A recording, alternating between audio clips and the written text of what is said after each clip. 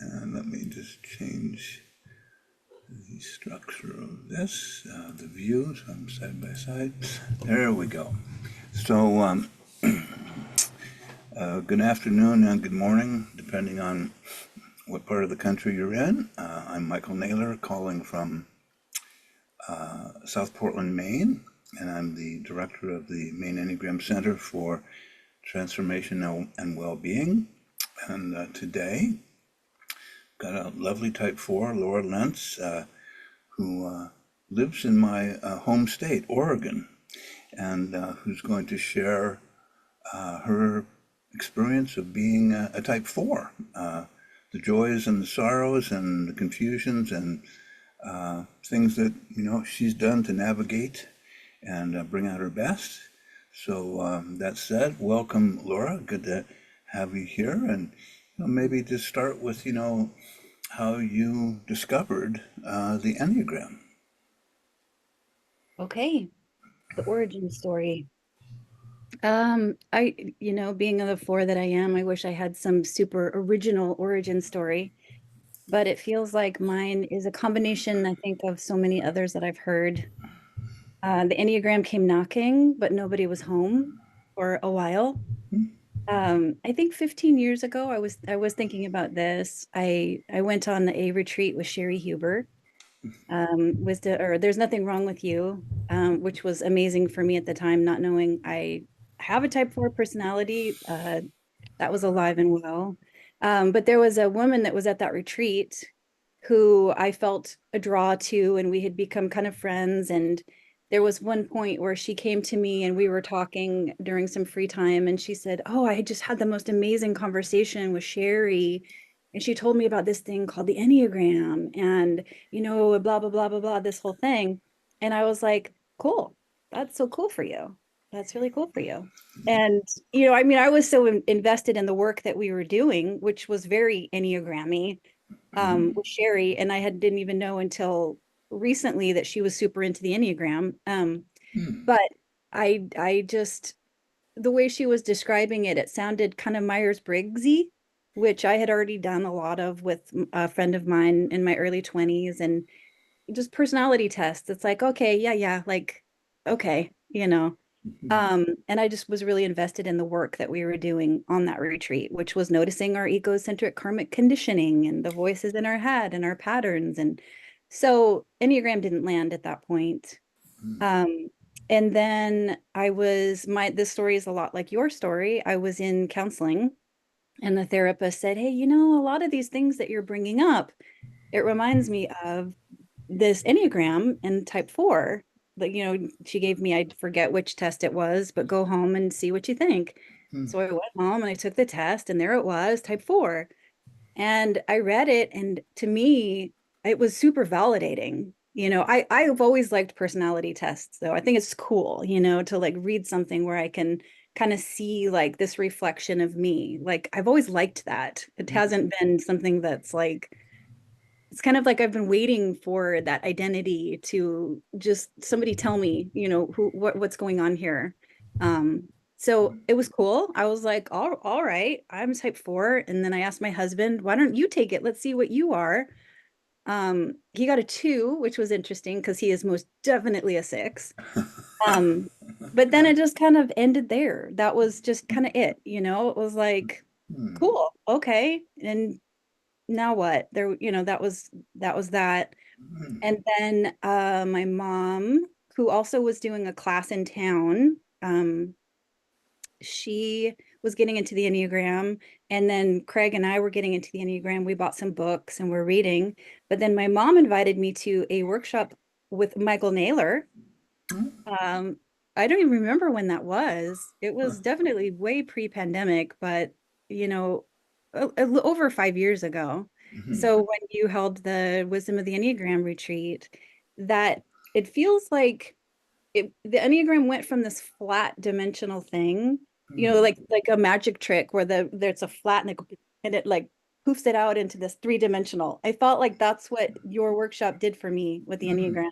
It just took it from this like "Oh, okay, cool. I can read about it in books and, even reading B. Chestnut stuff and the wisdom of the Enneagram and like, oh, okay, yeah, yeah, okay, okay, okay."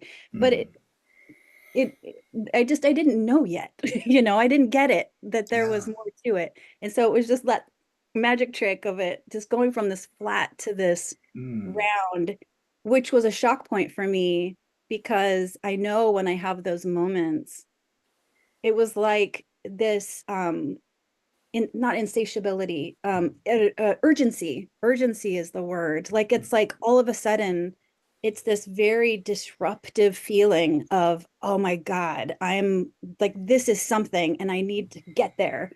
I just remember being, and I've had a couple of those since that with the mhm, Enneagram. mhm, And that feeling is really uncomfortable. I'm getting better at just accepting it. But mhm, so that really, that workshop with you really started me off. And then all of a sudden I had to know everything that there was to know about the Enneagram. I had a lot of anxiety though, this urgency, like I'm never going to know. Like there's mhm, so much here that I need to know. mm, It was mm, much like watching Joseph Campbell, and I forget which one it was. It was one of the journey, or I can't remember the name of it, but like all of the wisdom that he had, that he knew, it was just this information that I knew. Like either it was like awakening from amnesia, like I know, like it's that feeling, of being on the edge of something. mhm, So I registered for all kinds of workshops with you online, and then also with the narrative Enneagram. I decided that I was going to be a narrative Enneagram educator, even though I'm solidly in my profession as a teacher. Um, nonsense. yeah, Let sorry. me just pause and see if I can quiet my dog down. Oh, Recording. So where were we? so I felt I made a decision before I knew why I was making a decision, I think was the point and the gist of what I was saying with the narrative Enneagram. I Yeah. wanted to know everything there was I could, Hmm. and a very sort of what's the word when evangelicals go out and try to, Transform the world, or yeah, there's a word for that too, but I can't think of it. I can't. Um, yeah, but I just wanted to know everything about it, and I wanted to share it, and I wanted to it just became m- the lens through which I saw everything, and it has ever since. Like I cannot see the world not through the lens of the Enneagram. It Hmm. felt like coming back to myself. It felt like I was beginning, it's making me teary to remember. It was beautiful. Yeah. Hmm. Hmm. Beautiful. Thank you. Yeah. Well, so what was it like to begin to observe and see what I would call unidentified flying objects in my Hmm. psychological stream? Like what sort of showed up in you that you went, oh, that's fourish, or Yeah. what, Yeah. anything like that come to mind for you? Sure. Well, the suffering. I mean, there was so much grief in realizing just how much suffering I had been putting myself through. Or it was super validating. That was the thing. The longing made sense. The envy. It was hard. It was hard because there was no, I mean, at that point, I didn't quite understand the remedy. It was more just sort of like explaining the why. Hmm. Um, Hmm. Finding the remedy, later on has helped definitely to relax so much of that. But I wanted to be a movie star ever since I was little. Marie Osmond was that was my identity. That was what I decided. My ego attached to that.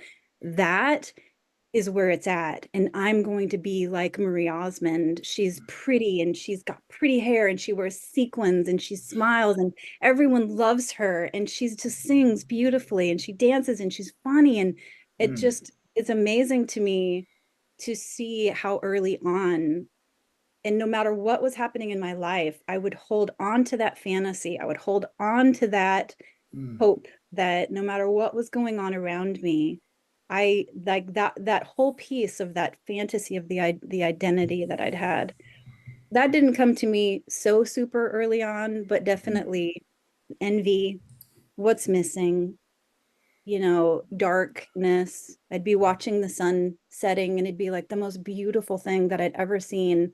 And this little voice would be like, the sun's going to run out of energy someday and all of this will explode and be gone. And I'm like, thanks for that. Like reminder, you know, holding my son as an infant, as a baby. So beautiful. Oh my God, crying. And then, he's going to die someday. Like, what the hell, Just the second I feel any joy, any moment of anything, this just darkness just comes in and turns off the light.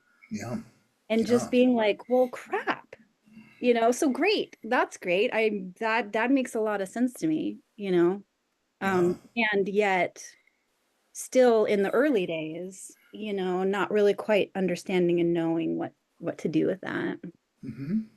And when you use the word longing, how have you experienced that? What do you what have you noticed through the course of your observations? Maybe even starting back in high school, if it was, uh, Yeah.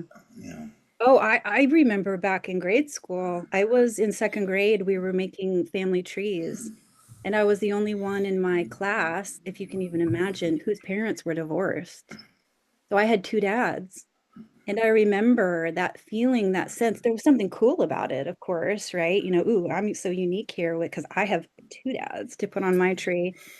But there was also that sense of like, wait, they have a mom and a dad, and the mom and the dad live at home together. Mm, That was like, it just felt like everybody, they had a family where mine was split up. hmm. um, you know, my friends all got Cabbage Patch Kids, and I didn't get, the Cabbage Patch doll. And like, I didn't get one for whatever reason. I coveted their, just lots of coveting of others. Hmm. Hmm. Normandy Rose jeans. There were these jeans when I was in like middle school, I guess, or I don't even remember how old, but they had this like these roses like embroidered on the back pocket. And man, did I want a pair of Normandy Rose jeans like my friends had. I didn't get a pair. Or I would get them later for some reason. It would be this thing that I would just be so envious of and jealous of that. I don't know, exactly why that was, but and then I would get them, of course, and then it wasn't quite as what I thought it would be. But, just really, yeah, a lot of noticing what other people have that I don't, whether it's the solo in, something or the part in the play that I wanted, or just an idea even. God, they have such good ideas. Just Mm. constantly noticing. Yeah. Yeah, that kind of comparison of they've got it and I don't, and it sounds like a number Yeah. of different placements of your attention on objects that's like, oh, I don't have it, but they do. Yeah. Yeah, which it can be quite torturous because Yeah. so what would this whole sometimes sense of feeling like the outsider, like I didn't quite get the instructions for how to live a life, but others seem to. Anything that resonates for you around that Sure. Yeah. fun theme? Yeah, absolutely. And I think, in a sense of like the sensitivity piece, like, and just where my focus of attention was in life was in a place that's always been just like, why are you even thinking about that? Or what are you even talking about? And reaching out and really longing to connect with people and being more myself. Like I remember being little and just being told I was weird, like and just getting that feedback of like you're a child. Like why are you thinking about this existential dread, kind of thing. Hmm. Like, stop worrying about that or stop, um Yeah.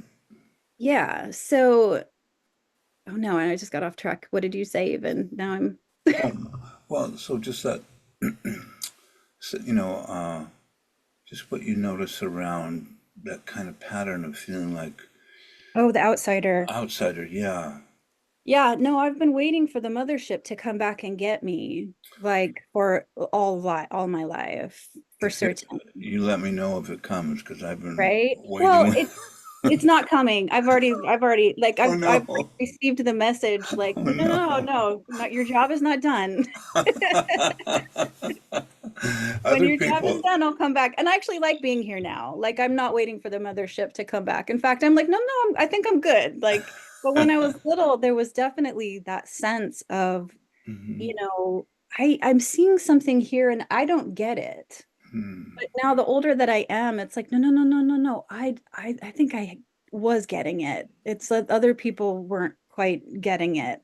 I don't know. Not that, I want to sound superior or anything, but there was this level of energy, the level of just the trees and wah, wah, wah, just like, are you guys seeing that? Like, Hmm. are you not seeing that? People speaking one way, but like me feeling differently, like that, it's out of incongruence. Like, what is happening right now? You're like, am I the only one here that is noticing this? Yeah. So I Yeah. remember that feeling a lot. Yeah. So, of course, that my experience is that can set me up for feeling quite lonely. And but at the same time, I can remember sort of a pattern of, well, first off, I'm the outsider was, they got the instructions I didn't. They happen to be so mercilessly shallow. That's okay. That's their own torment. I've got my dreaded suicidal poetry. That holds me up really well.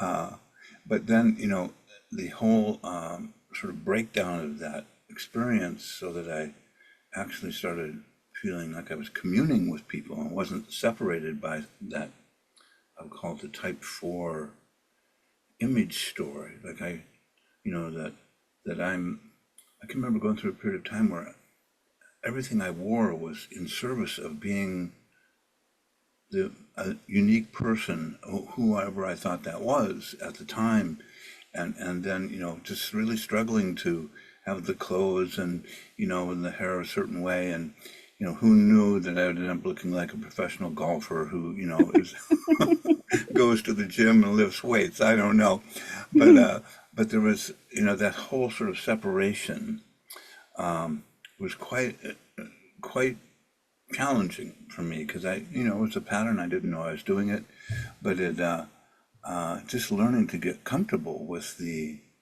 ordinariness of people, and my ordinariness was, I just feel lucky that I even discovered it. So I don't know, did that, Mhm. you go through anything like that and you're, Yeah, yeah. Well, when I was in high school, it kind of depended on the trend at the time, but I was usually wanting to go against whatever the trend was at the time. But also kind of have my own spin on it. But uh-huh. when I was in high school, I had my hair super short and bleach blonde and sticking up straight in the front. I mean, it would have done Flock of Seagulls very proud. But, and in some of with my misfit friends, right, it was cool. But I do remember going to the state fair and having people just be like, oh God, her hair, that's so ugly, and just being like, yeah, whatever, my hair. And I remember my friend's mom going, oh, honey, do you need some attention? And me just going, but inside me going, yes, I do.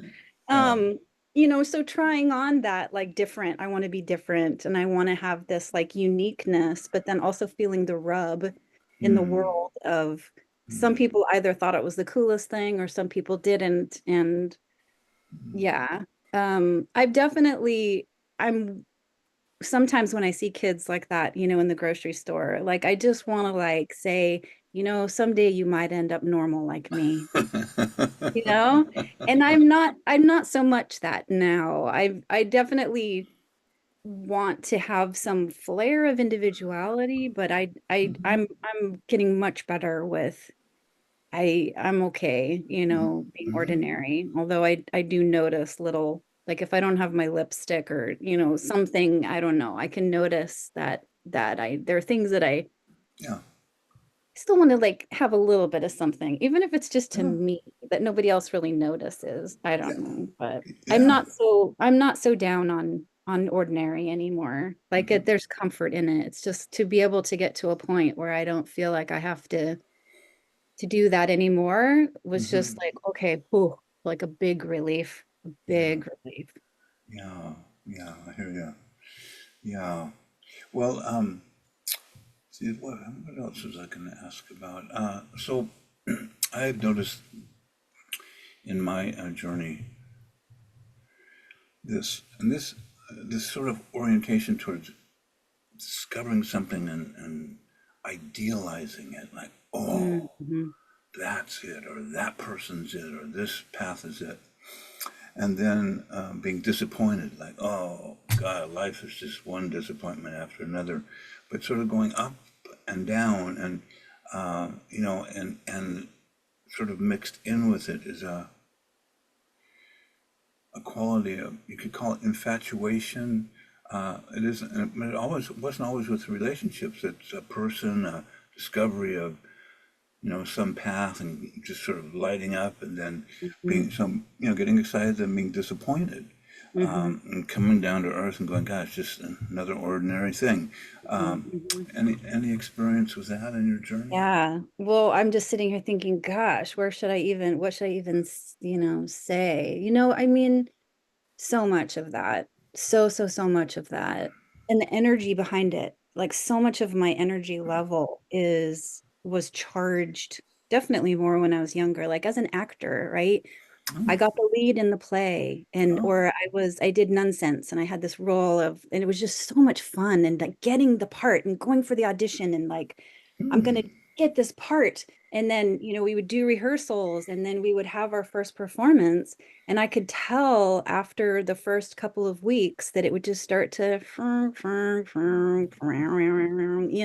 uh-huh, and I wasn't getting laughs in the places where I used to get laughs because I was just kind of like, meh, hmm, you know, and then it yeah, wasn't like that great. And there's always sort of a seven quality to it, just kind of like chasing it's a feeling though of just aliveness, of connection, of hmm, waking me up, I think, on the inside, it feels like. hmm, Um, relationships for sure always start off with this just like, oh, those are my eyelashes, whatever. That then reality hits, and then yeah, that sense of like it's not this isn't it. This isn't it.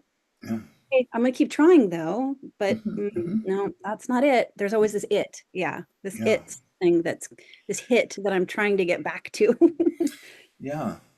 Yeah, well, and I hear it sounds like it's a combination of some kind of excitement or passion or juiciness or Mhm. and I can notice I've noticed over time how my seemed like my personality habit was whenever that got touched, I would then infuse it with like Yeah, yeah, imagination. It's yeah, just like and I go, oh, I'm doing that thing again. I'm it's just like what happened automatically, like somebody started pumping the juice up inside me. yeah, But yeah.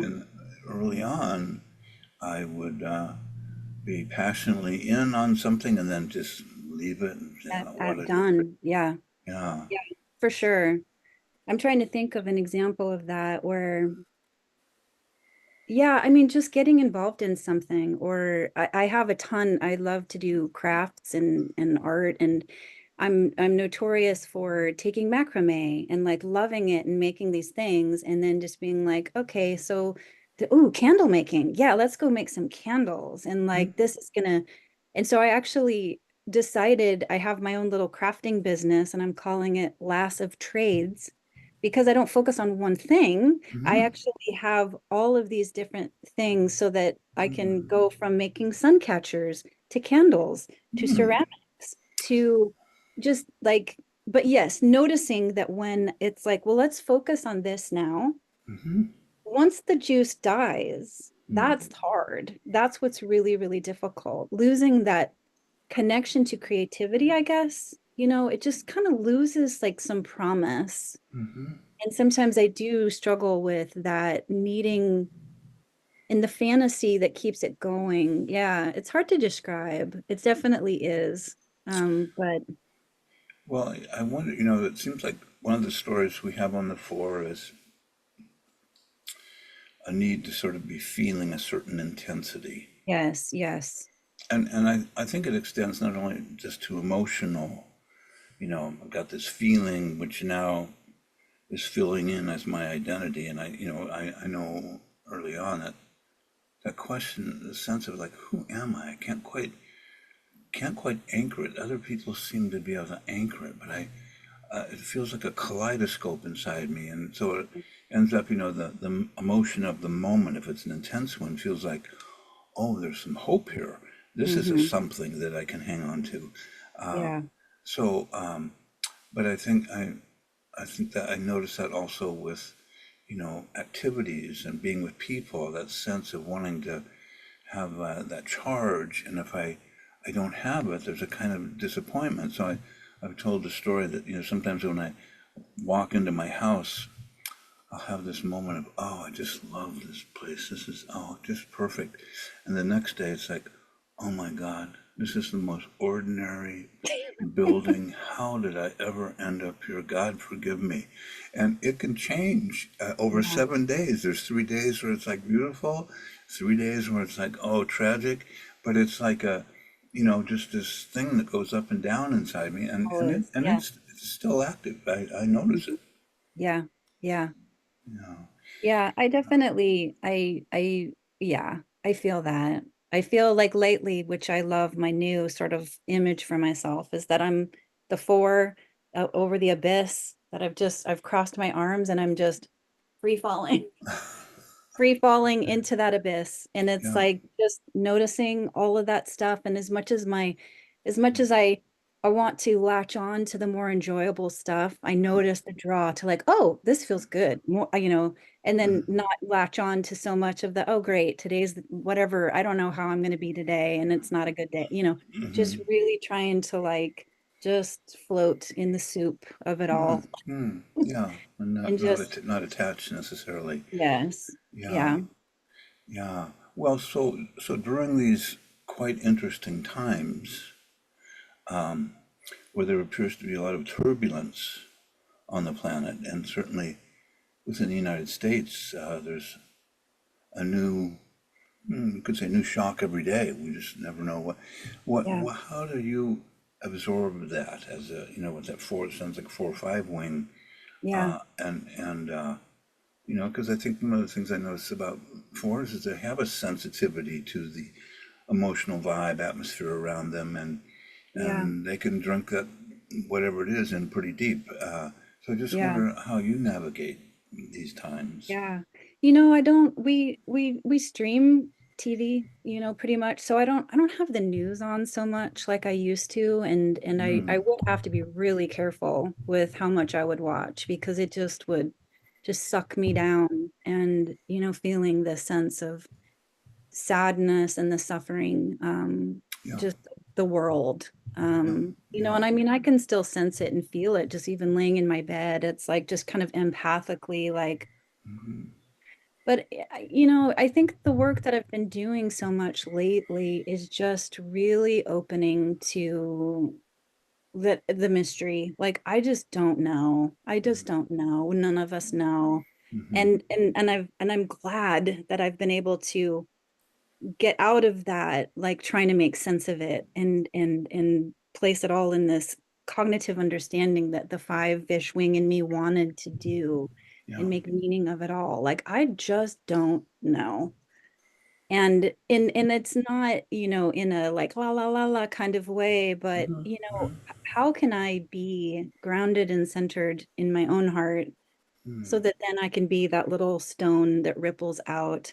Yeah, And I just, as devastating as the things are, if I can just come back to that sense of holding in spirit, in light, in whatever all of this is that we have no idea what's going on, yeah, then I just start with that moment to the next moment. And with whoever I meet in my with my family and my circle and the animals or the trees in the park, just wherever it is that I can, Hmm. um, my sphere of influence, I guess. I have a friend who just kind of, talked to me about that. Like, just remember our sphere of influence.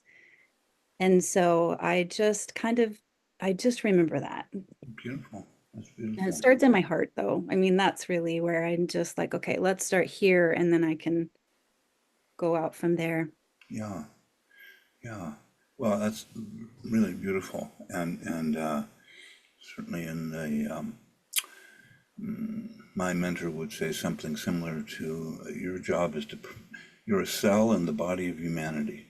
Yeah. So work on purifying that cell so that the ripples that go off of you, Yeah.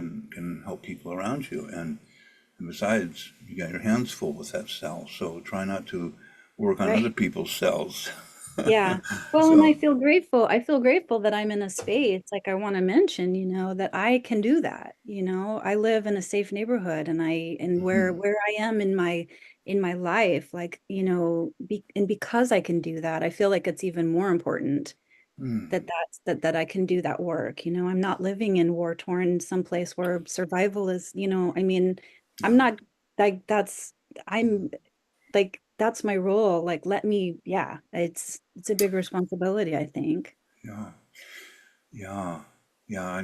I notice that there are no bombs dropping around me, and just Right. feel grateful for that. It's Yeah.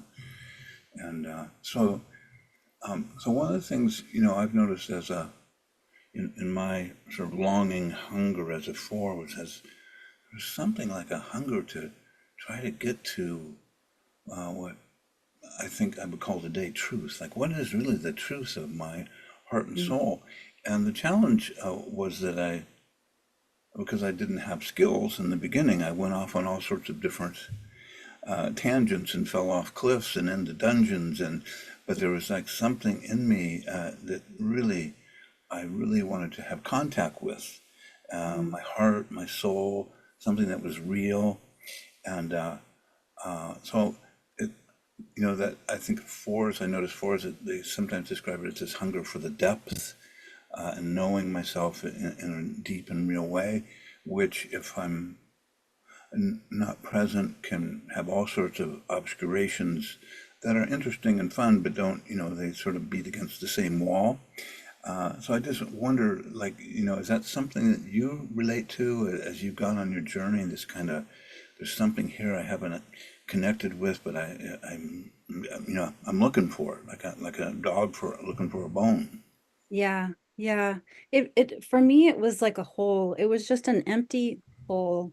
Mm, And for the longest time in my darkest spaces, it was like a cave. It just was this empty cave, mm, and sensing into the feeling of it, just like dripping and just dark and just mm, this emptiness that needed to be filled. yeah, And looking outside of me, to like whether it was the knight in shining armor relationship that was going to somehow fill that hole, whatever that was. And, I have to credit Sherry Huber's work. There's nothing wrong with you, unconditional self-acceptance and love. And, you always hear that like, well, you can't love, others can't love you till you love yourself. I mean, but the truth of that, and I also, I left my first husband, with hopes of finding that fulfillment in my current husband. yeah, And it was in waking up one day realizing that that wasn't going to happen. Like that he wasn't going to fill that hole. Like the story when I first met him was is that he had a key that I had locked up this whatever this was in this chest, and it was down at the bottom of the ocean. mm, And Craig, my husband, had the key, and he was going to open it, and he was going to be able to get to that deepest, darkest depth inside of me. It was just wonderful and all these beautiful things until the day I realized that that was not it. So to wake up one day and to be like, holy crap, mm, I mm, left a relationship this part of me was so desperate to have that unlocked, to have that filled, that I was willing to, I mean, things were already not going well. It's Hmm. not like it, I feel like Craig was like a butterfly that landed on a house of cards. It's Oh, just sort of like it was like it needed to happen. Let's just put it yeah, that way. yeah, yeah.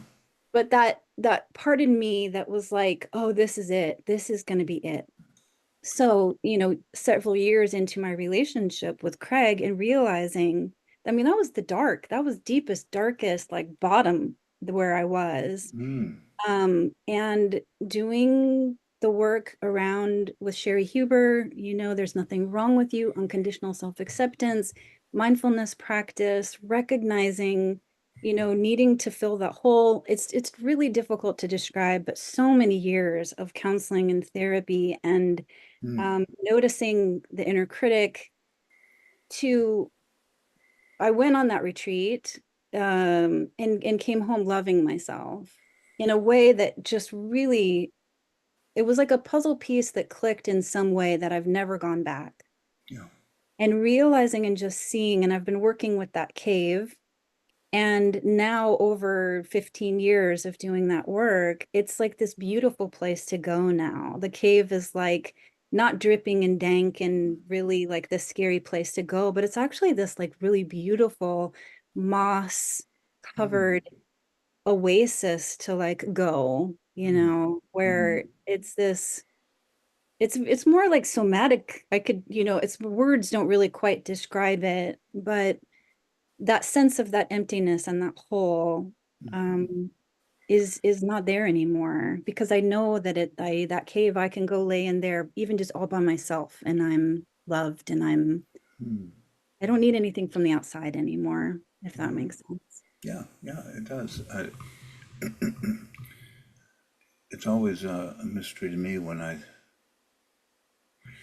think of where I started at point B and then ending up today. Uh, it's like, well, someone says, well, how'd you get there? I said, well, Mm. hours of journaling, hours of therapy, Yeah. hours of retreats, Hmm. uh, practicing mindfulness, Pema Chodron, Russ Hudson, learning to sense my body rather than being lost in my imagination, the theater of my mind, which is tends to play the same movie over and over again, the same sad story, and noticing, Yeah. oh, it's playing. I don't have to watch it right now, Yes. Yes. Yep. and then something shifting so that there are times when I can be present and joyful and in this moment and go, wow, this is amazing.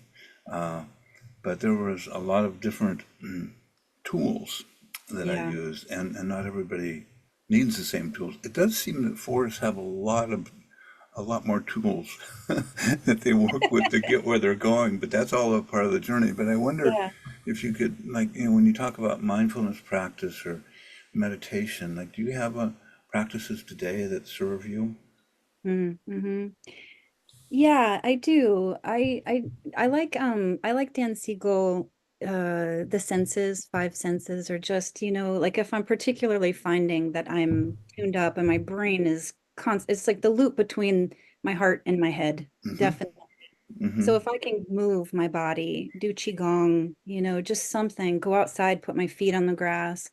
I love though the meditation of just noticing what I'm hearing, just for a little bit and Mm-hmm. then what I'm seeing and what am I Mm-hmm. tasting and what am I sensing and just really trying to stay in that present moment in my body, the sensations of my body. Um, Mm-hmm. and I've gotten to the point now where if I can't do that because there's so many things, I'm like, okay, it's like this inner board meeting where I'm like, okay, next grievances, come on ahead, And Mm-hmm. then it's sort of like, well, I'm thinking a lot about how my room is a mess and how I really want to go to organized. Okay, okay. Mm-hmm. Well, I'm really frustrated about, and I let them go. I'm just like thoughts of such and such, thinking of such and such, feeling such and such. I let it Yeah. just go. Mm. And then I'm like, okay, everybody, like anything else? Mm. Okay. great. I see you, I hear you. You Mhm. know, we're not going to do anything about any of that right now. Hmm. And then I go to the just practice, you know, of just being present and sitting and feeling and, you know, Awesome. it's so cool how thankfully after lots and lots of practice, the Yeah, thoughts will quiet down. It was not yeah, always so. Definitely not always so. Yeah. yeah. I think for me that's where journaling can be helpful to Mm, see the thoughts on the page and then the next one. But yeah. yeah. Hmm. Well, so what? Maybe say, if you would, a little bit about what's it like to be a parent and be a type 4, like Oh, what you have yeah. learned and navigated and all of that good stuff. Yeah. Well, it's hard to know and tease out what's my parents' stuff too, you know, Hmm. what I Hmm. learned and Yeah. pre-Enneagram, you know, I my son was probably less than 2 when I started to learn. So he's, well, no, it's been over 15. I don't know. He was little though, before I was really kind of starting to understand a little bit more. Yeah. Um, Early me definitely got really reactive with his discomfort. There was a lot of that kind of unhealthy too, probably like Hmm. sensing his needs and like, oh my Hmm. God, I need to meet his needs. And if I'm not meeting his needs, then, you know, he's not going to be happy. And how can I make him happy? And, you know, definitely the stress of, you know, not sleeping well and the concern and all of that. I could definitely sense my line to a two-ness. Yeah. Um, Yeah. but then also being able to sense his needs, you know, I was always the like just sort of, how did you know, you know, that kind of thing. He Hmm. was diagnosed with type 1 diabetes 2 days before his second birthday, and I absolutely knew he had it. Wow. Like there were just some things that were going on with him, and Craig, my husband, was like, what? Like, no. And I'm like, I'm telling you, there's something like this is he has diabetes. And then we went to the doctor and he had diabetes, you know, because I was so in attunement with him. Mm. Mm. So this beautiful attunement, but then also to this space of like too much in attunement to Hmm. feeling. Like I Yeah. really struggled with we did a lot of Dan Siegel like helping to narrate and to mirror him, um, invalidating him kind of stuff, Hmm. but almost to the point where I was realizing like I just need to let him be like a little snotty 3-year-old instead of kind of trying to manage it so much. Yeah. Um, Yeah. so yeah, letting him be himself has been hard. But yet he has pretty high emotional intelligence because we were constantly Mm. kind of processing things. And so, yeah, it's a fine line. Yeah. Well, it's my experience is it's definitely unmapped territory, but that I was Right. always looking for a map. And but also I can remember being overly concerned about my kids' inner suffering and whether, I would be watching them enter therapy and talk about what it was like to be with their dad, and just sort of Yeah. being so focused on the interior because that's where I tended to put my energy Yes. early on. And then Yes. finally letting go and going, this is just torturing myself and not Yeah. helpful to them. So, but Right. yeah, a lot of folks I've talked to said, yeah, I'm really wondering, God, if I damage my kids, and just really all of that sort of story from having too much information in the head center to Yeah. beat oneself up with. So, You, yes. you you just brought to mind a memory though, when with the mirroring, right? In that interior, that's the first time I've ever really thought about that, where yeah, I'm so concerned with his interior, you know, Hmm. and so I would say he was just having a fit about something, probably 2.5. He spoke really early, mad, da, da, da, and me saying, you must be really mad, you know, trying that whole mirroring thing. And Yeah. he went, Mommy, no say to me, no say to me. Because he just was like, enough of your like validation and you're like, oh, you know, it was like just it was literally it felt like him saying, just let me like have my fit here. We don't have to like process it. I don't need you to like, Yeah. and even now he sometimes, you know, he's almost 14 and he'll just be like, Mom, I'm just grumpy. Just let me be, you know, I'm just Yeah. tired. we don't have to process, like, figure it out. Yeah, yeah, I can identify completely. But over processing and saying there's something you're not telling me. Yeah. There's there must be some hidden suffering, and they're going, yeah, my hidden suffering is you. Would you be quiet? Yeah. There must be Yeah, feeling something in there. yeah, Like, yeah. yeah. I could feel it. What's going on? Can't you feel it? Yes. Yeah. You got issues, Dad. So, Ah, yeah. so what about, the challenging territory of relationship, which is, you know, uh, a quite a great mystery. It's like walking into, a deep kingdom of unknowing, and now I'm trying to Yeah. communicate with my partner. And so, how has that been for you?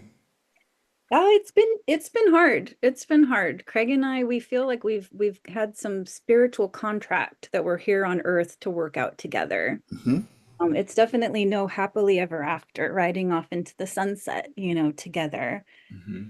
He and I chose each other well to push each other's buttons, are the one thing, about each of us is that we have this way, and it's the greatest classroom that there could be. Yeah. Him with the four, projecting, and me with he's six projecting, and me with the four introjecting.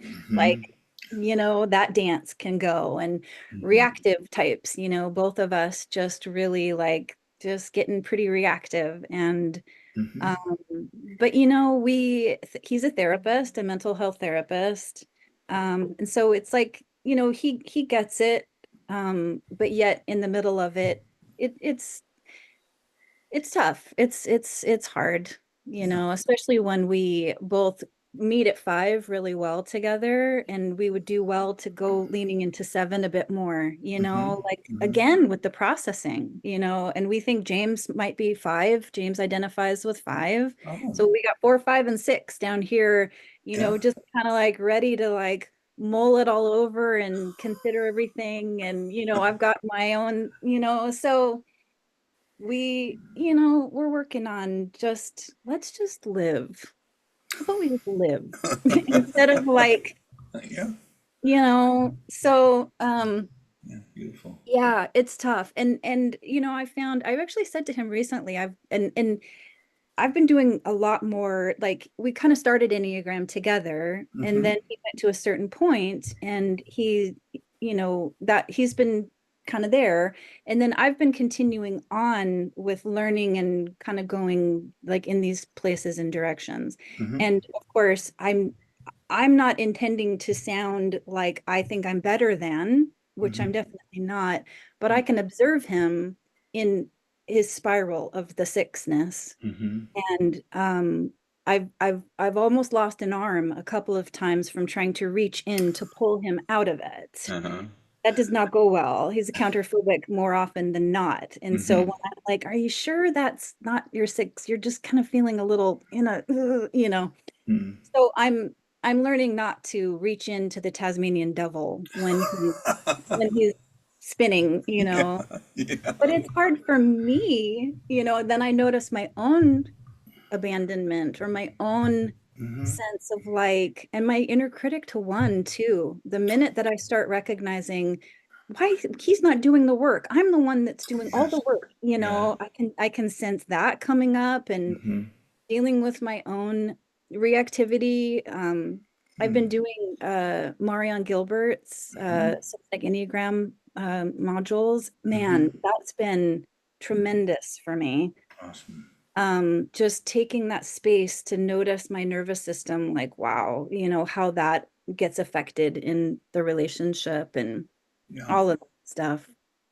Well, thank you for pointing towards the one, the pathway of the Hmm. one, as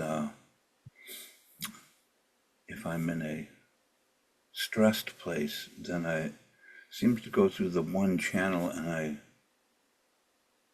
start imagining that I know what people place and what people really need in their life. Right. A program of health and transformation. How come Yes. you're not doing that? And and they're like going, back off. Yeah. And my, beloved wife, I, for many years, that's just where I'd go. And then I realized that she didn't need me to give her her plan for transformation. I was like, oh, wow, isn't that surprising? I was convinced that I really know what you need. And that was a huge wake up call. But it was so early on compelling that even like whatever I learned something new about the Enneagram or whatever, I would start, trying to enlist people and saying, you have this thing. You Oh, probably wow. don't Yeah. know you have this deep suffering based on your type 3 pattern. And so I could be sort of intrusive with what I thought was Yeah. the truth. And it never really cheered anybody up, and they didn't move closer and say, oh, yeah, give me more of that.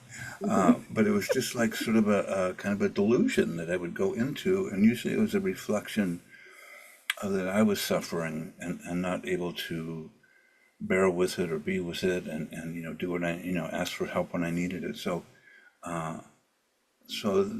learning hands off has been well, it's a lot less work. And as I say, my mentor would say, you have your hands full with yourself for the next couple lifetimes, I'm guessing, so you can relax that completely. So, thank you. So, Yeah. and any Yeah. affinity with that sort of? Oh, yeah. Yeah, for me, it's interesting. There's this sense of knowing. I actually saw a therapist years ago, and I love how she said, because I said that very same thing. I just know. I just know that that's what's going on with them. I know.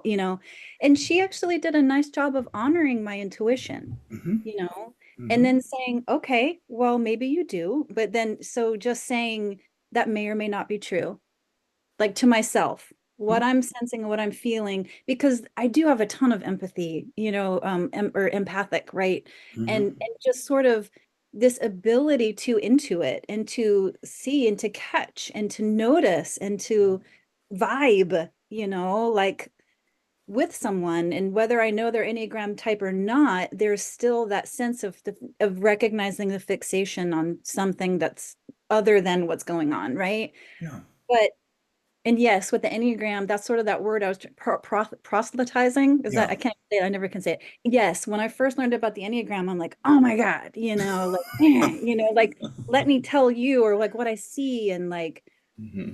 yeah. But recognizing that intuitive hit and attunement or whatever that I'm feeling is really good information, and it may or may not be true, although my line to one wants me to believe that it's true. Hmm. But just trying to rest in that space. Again, that free fall of just noticing and being held in in that space of there's not really something for me to do here. Yeah. And I know we always say that, just notice, but it's like I feel like I am getting to that point where I can just float and notice Mm. without becoming attached and identified, and Yeah. Yeah. um but yes, more likely when I'm in a place where I'm wanting someone to be in attunement with me, Hmm. then I can notice like that it's stronger, my attachment to wanting to, yeah, it's just that connection piece. Yeah. It's like, let's just be real here. Mm. And if my sixth husband is spinning and worried about all of this stuff, like my ego wants me to feel like I'm not connected to you. We're Hmm. not connected right now because you're not being your authentic self. You're fixated with your ego right now. And I can see Mm. that happening right before my eyes. Hmm. But like I'm still working on he's still there, even if I'm witnessing that, or I'm witnessing, or that's what it feels like. Yeah. Well, I Mm. think one of the things that sort of adds to this for me is I remember first time I heard Russ talk about the four, and he said that fours have this sort of intuitive capacity to see and name unclaimed suffering in the family, Mm-hmm. and and then having, again, this is the theory for going to one is if I see a truth, I'm obligated to tell it. I must tell the truth. I must put it Yes. on the dining room table and say, look at, the Yeah. dead body here. Let's and just feeling obligated. to do that, and took a long time to realize that that didn't serve people. That the readiness Yeah. would indicate to me whether they were actually asking for some support. But it's sort of like an emergency would go off, and I think it's because being in my family of origin, there was unnamed suffering that caused a lot of hurt, and it's like Mm. when I finally got enough sort of ego strength to mobilize myself, I felt like I've got to put the fires out here, and Mm-hmm. it took a while to get that habit worn down and Yeah. softened and skillful. Maybe 40 some years or so. I mean, it's a slow learn. Yeah. But yeah, that one energy of if I see something, I must fix it.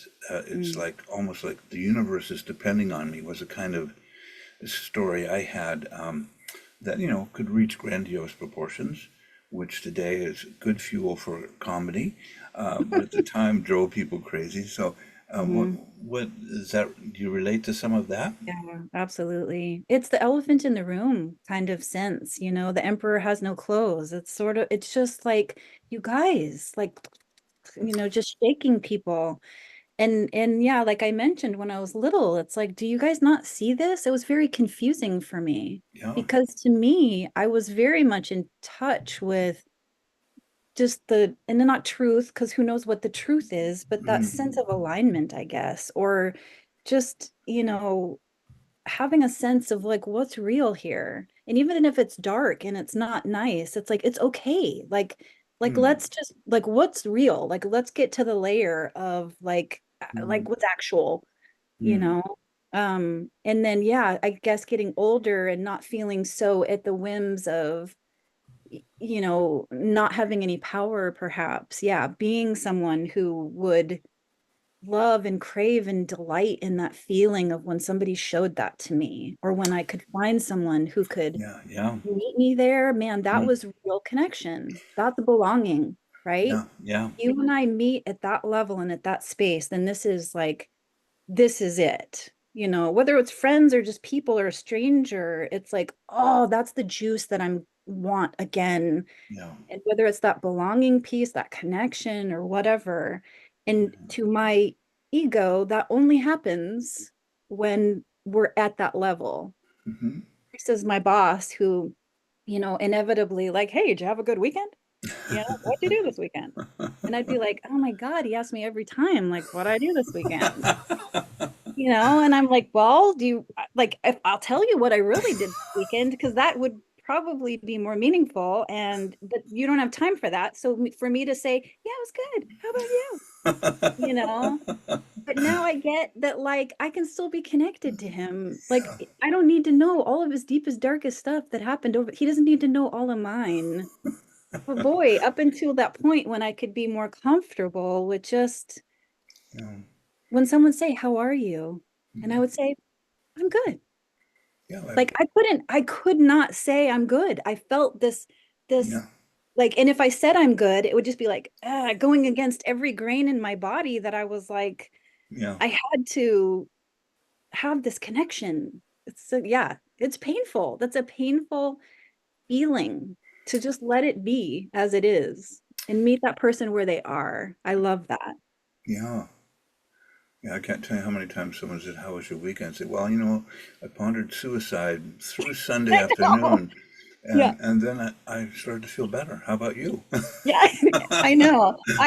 There was a time when I decided to be very truthful in my early 20s, even 30s, Yeah. where people would be like, okay, yeah, we're good. Like we didn't need to know all of that.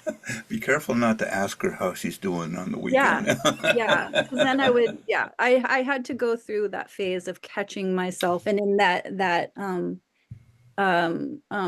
lamenting, connecting through lamenting, and just Yeah, really paying attention and learning about that the four connects through lamenting, yeah, and having to catch myself to just be like, okay, some people like that's okay, but yeah. yeah.